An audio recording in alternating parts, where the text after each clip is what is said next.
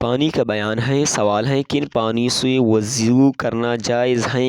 جواب مینا یعنی بارش کا پانی، چشمے یا کنویں کا پانی، ندی یا سمندر کا پانی، پگھلی ہوئی برف یا اولوں کا پانی، بڑے تالاب یا بڑے حوض کا پانی، ان سب پانی سے وضو اور غسل کرنا جائز ہے۔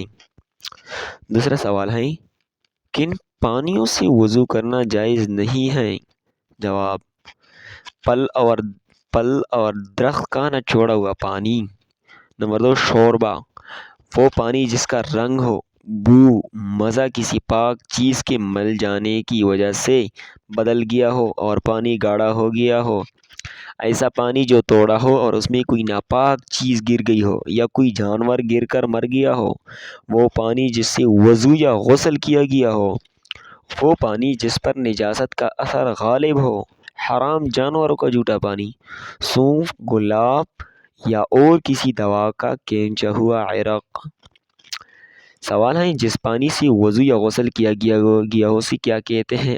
ایسے پانی کو مستعمل کہتے ہیں، یعنی جو خود پاک ہے مگر اس سے وضو یا غسل کرنا جائز نہیں ہے۔ مستعمل اس وجہ سے کہ استعمال ہوتے ہیں۔